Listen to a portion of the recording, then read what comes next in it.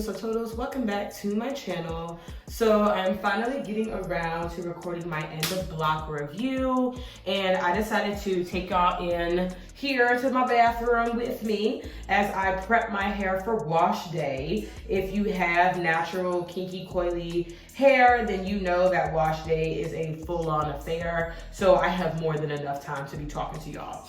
So this video is going to be much more structured than the last one that I posted, just because I really didn't like how I organized it last time, since it was just a random hodgepodge of like crappy vlog clips.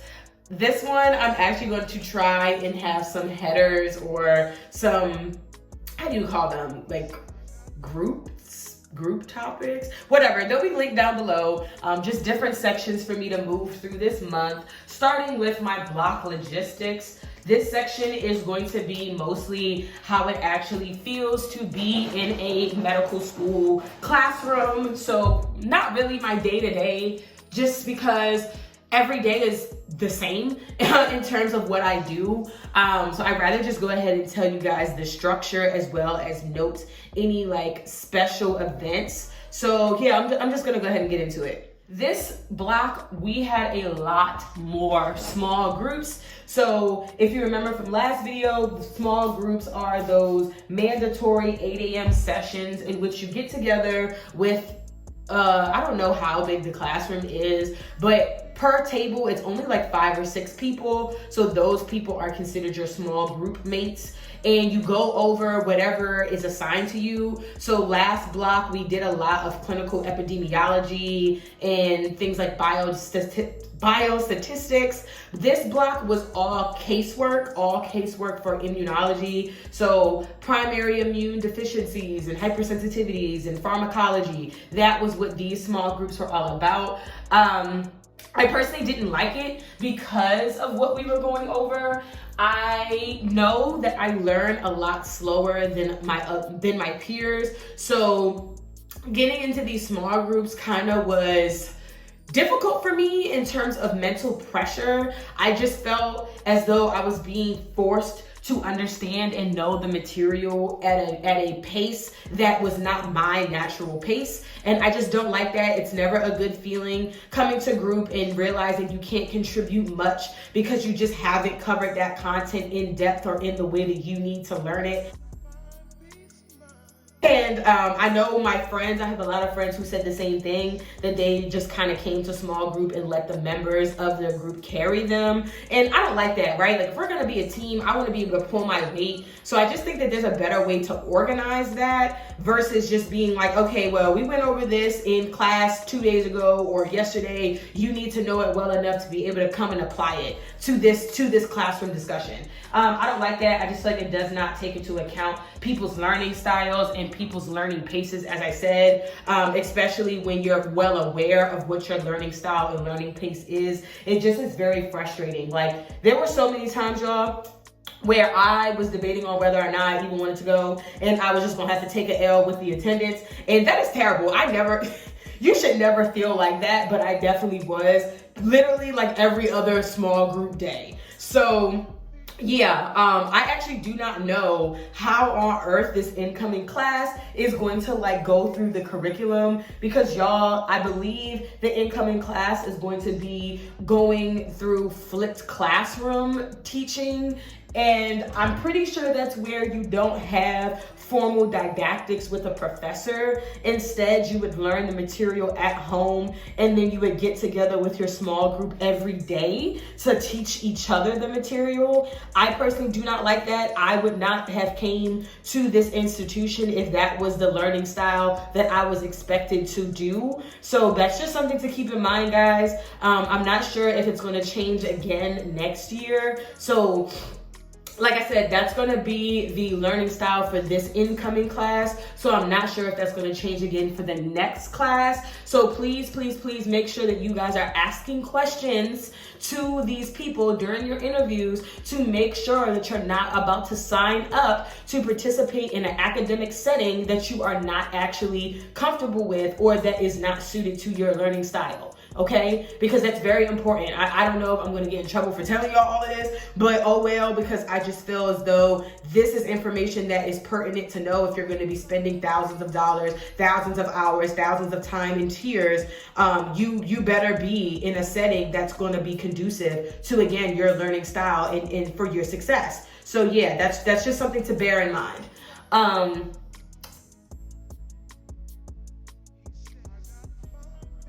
Sorry, y'all. I did not know what that sound was, and I got a little scared. Hold on, let me make sure my door is locked, because this is the... Okay. I don't play that. So, anywho, more on the block logistics, other than the small groups. I guess I can kind of cover the content itself, but not too much, because I'm pretty sure this is, like, legally speaking, something that I can't get too detailed with. But for the immunology block, it was just a lot of small details. It was a lot of pharmacology, which I usually do enjoy. And let me not even say I usually enjoy. I do enjoy pharmacology. I do enjoy histology. But for some reason, the material this time around just wasn't, it just didn't do it for me. It just didn't. Shout out to the immunologist, because that just couldn't be me. It was just way too microscopic. There's a lot of like processes and things that go into immunology, and I just wasn't a fan. Also for this block, there was not as many points. So I know I didn't share this with you all previously, but for the grading system at my institution, you do have to pass a block with an overall 70%, and you do have to pass the final with a 70%. And the final is usually MB&E board style.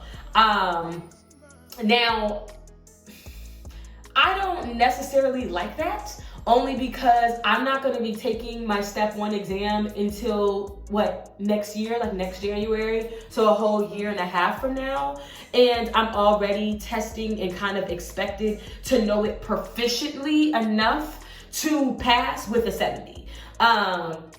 I just feel like that's a lot of pressure for somebody who's just starting out. I'm just now learning these concepts. I'm not familiar with a lot of this material. I'm not familiar or used to this volume of information. So being expected to pass with a 70 is very mentally exhausting. I'm doing it, right? Like I would not be recording this as easily if I had failed. But it's still just something to think about. Again, if you are considering applying to medical school or hoping to enter medical school in this cycle, that's things that you could be asking. Some people really like that because they feel as though it's helping them to prep inadvertently rather than having to do a whole bunch of dedicated self-studying for step, which I can understand. I think I just would feel a lot better if there wasn't this expectation to get a 70, maybe like a 65. That's a little bit more of a cushion, because again, I'm just now starting out,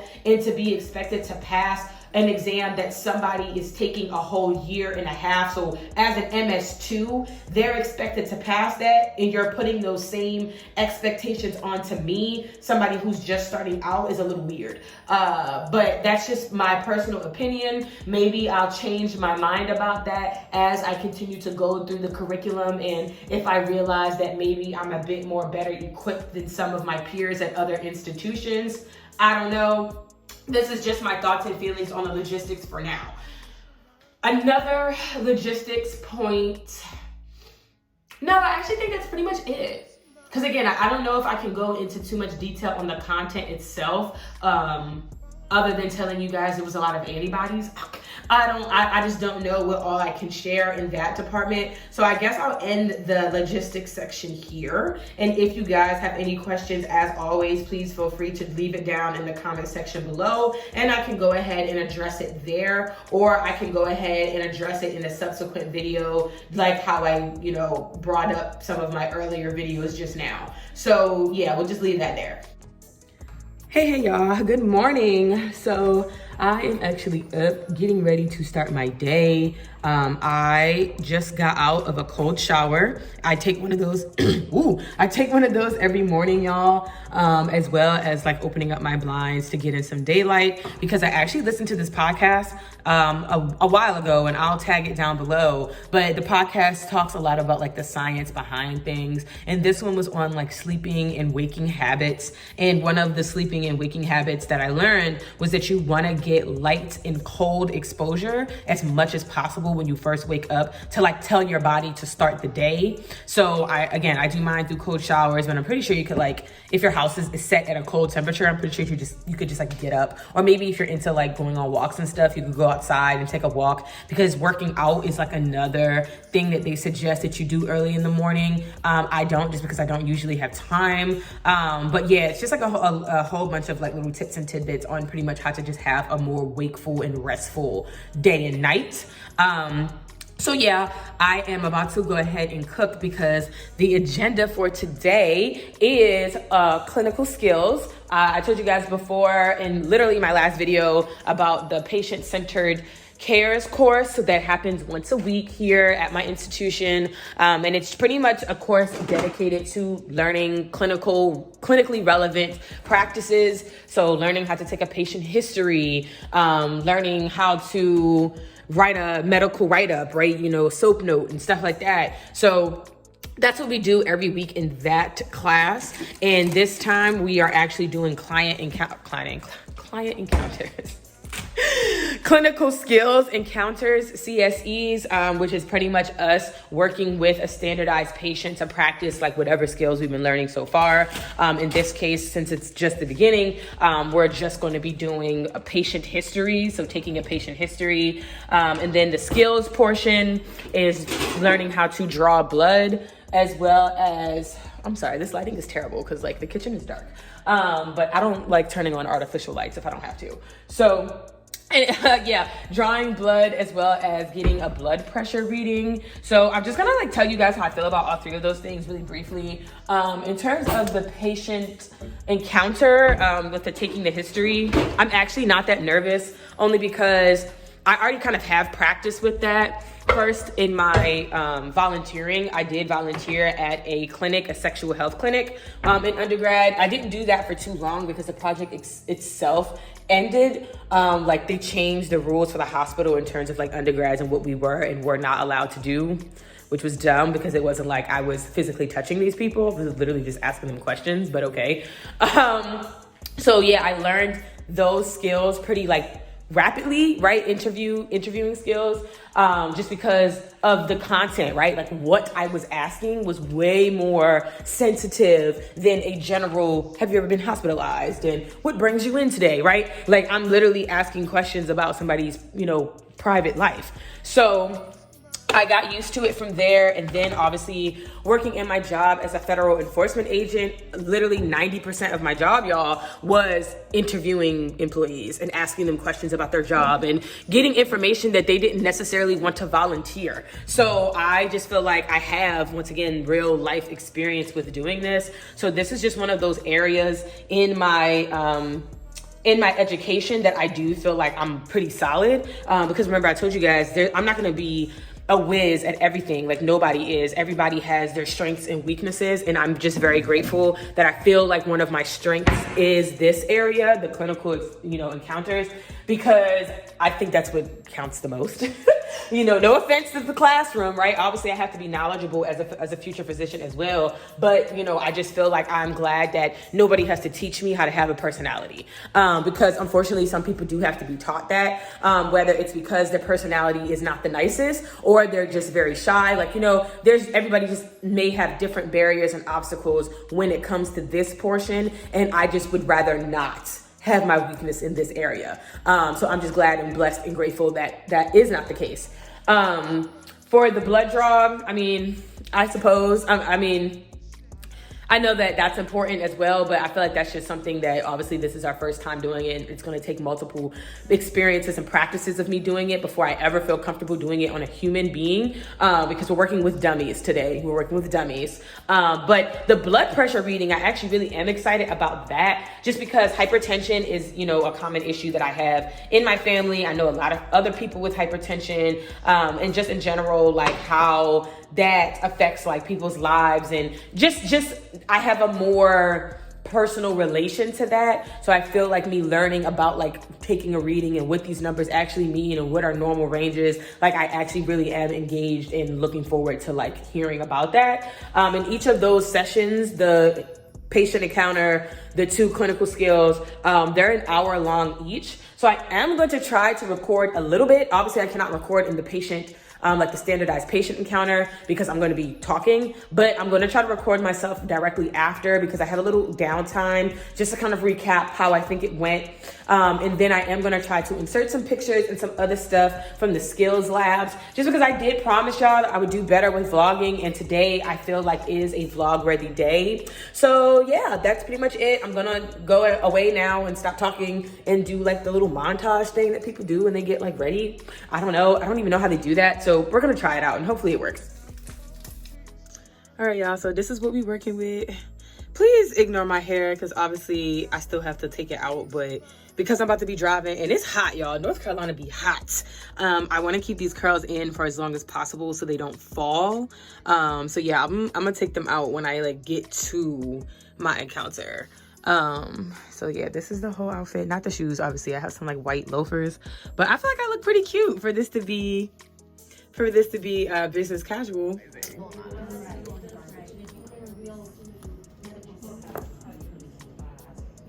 Now, moving on to my emotions and thoughts for this month, because I think this is the more important section of the video, because it's just not something that a lot of med students, at least on the YouTube platform, go over. I often see videos of students talking about why I quit medicine or why I quit or dropped out and why I am no longer in nursing school and things like that.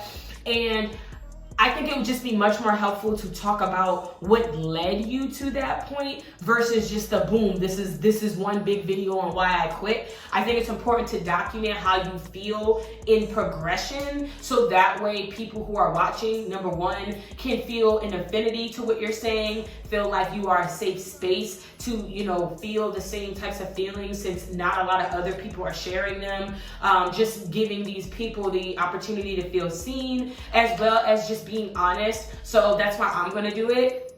And y'all, I'm just gonna start off by saying like this was a very hard month for me, especially because, full transparency moment, your girl was passing those MBME style exams with like a 70 exactly. Okay, I had a little bit of to the left to be failing, and that is scary to me. I have never ever in my life experienced this before. Obviously I told y'all I graduated at the top of my class. I work for the federal government. Like, I've been in positions of high expectation and have excelled. So to be in a position now where I'm not necessarily excelling with those flying colors is like a punch in the face. It is a punch in the gut, and it is a huge ding to my self-confidence. And it's weird because it's not like I'm doing poorly all around, right? Like, again, I'm passing, and on top of that, I have classroom material where I'm doing better than average, right? Where I am getting those 90s. So it's not as if I'm just like mediocre.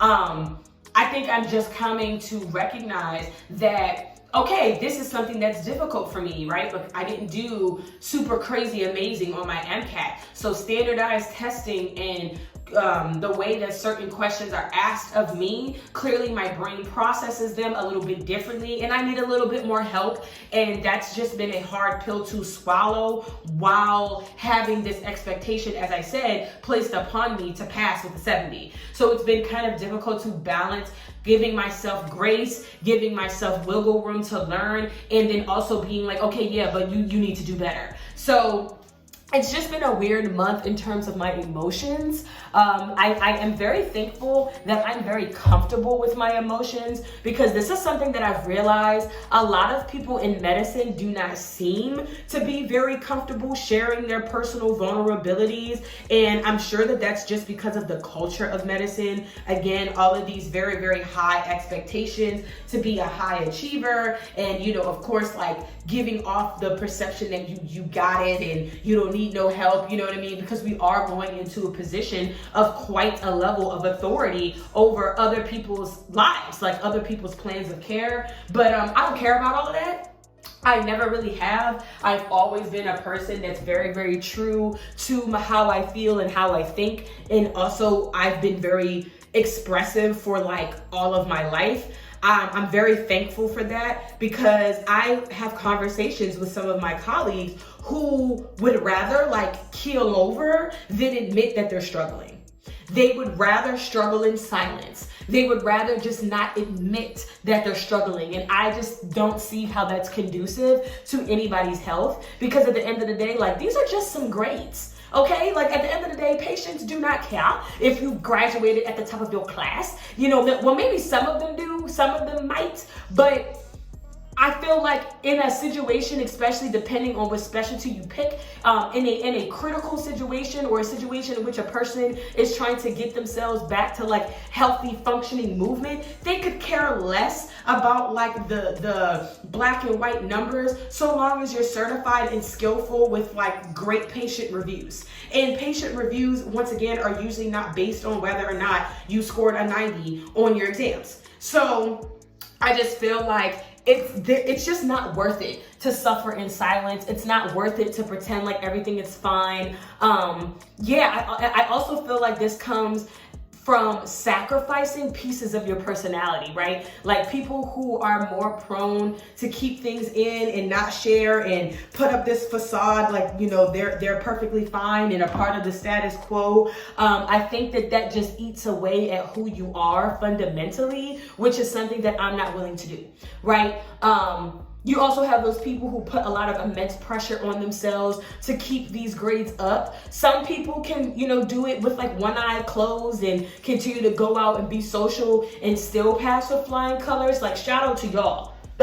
Shout out to you gifted individuals. But a lot of people, again, they're making these self-sacrifices. They're not eating as much. They're not sleeping as well. They're not going out and spending time with friends and family because, oh, I have to study. And me personally, I never want to get to that point. I just prioritize me a little bit too much. I already am giving enough of my time, my life, my energy to this field. I don't want to give any more of it than I have to. So I'm gonna go to the gym 4 times a week. I actually go about, do I go for it? Yeah, I go to the gym 4 times a week. I take myself out to eat. I go to brunch. You're gonna see all of that in my next section for my social and friendship life, right? That's gonna be a separate category, because again, I think we just need to normalize students being human beings. Okay? I look bald-headed.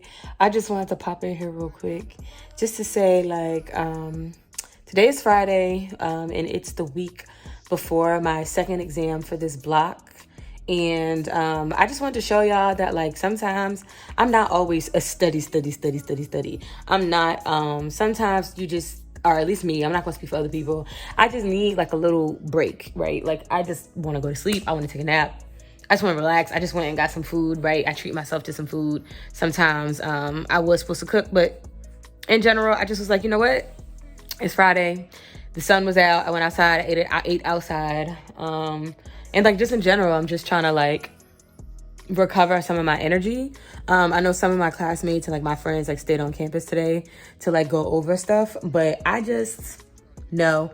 I really just don't think that I still don't believe that I'm studying properly. Like spending all of those hours just looking at lectures and looking at PowerPoints and looking at flashcards. Like, yes, it's a lot of material, but I still feel like there's some type of inefficiency here somewhere. I just have to like find it and put my finger on it. So personally, I'm not about to drag myself through the mud, at least not today, to study. I probably will take a look at some stuff tomorrow just because I'm not doing anything. But like, yeah, I just wanted to show y'all, sometimes I just be taking days off. Sometimes I do. I might do some stuff tonight. I might not. I don't know.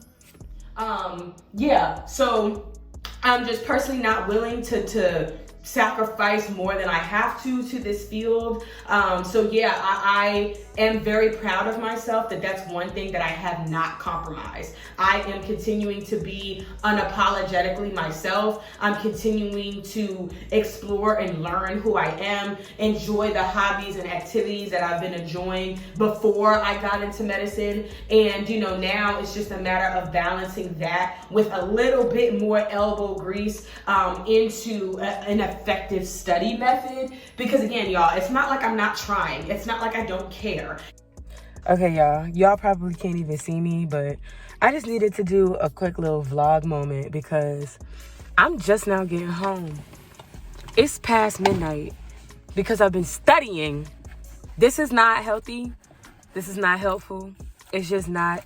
And I know I always see these ads and these little things from other people on YouTube saying, oh, I don't study anymore, or I stopped studying, I stopped spending 10 plus hours studying a day, whatever. But honestly, y'all, I just don't see how that's possible. I really don't. Unless I were to just read the slides, skim and scan it, and then try to do practice questions on it. But I just feel like the amount of time just spent on regurgitation and going over the flashcards takes all day. I just don't see how people can study and be done in a few hours or spend 10 hours total in the week. I don't get it. Hopefully, though, I can look back at this when I have a better developed study plan. But even like the MS2s that are in my school, y'all, I be seeing them in conference rooms going over stuff, throwing stuff up on the board. So it's just like, I don't know how realistic those like advertisements are, because again, let's say even if I were to just do practice questions, I would still feel like I would have to do a large volume of them because of how much stuff I'm learning. I'll insert like a video or a picture of like the whiteboards that me and my group covered from top to bottom, and still was adding, like, we were still adding things and details. Like, y'all see me?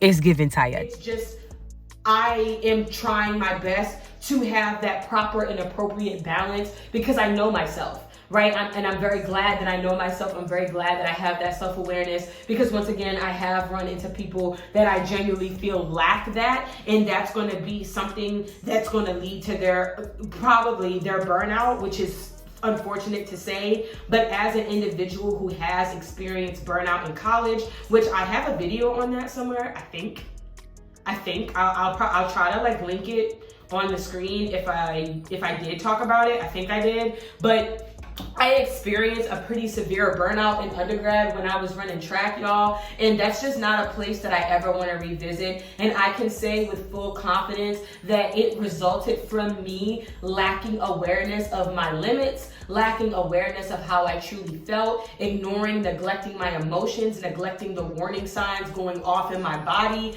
just because I was trying to keep up with an image and expectation that was placed upon me by the culture of, the institution, being a student athlete. So I feel like, obviously there is a culture and expectation to being a medical student as well. And I just refuse to fold and buckle to it. So that's just pretty much been my ongoing battle in terms of my mental and emotional states.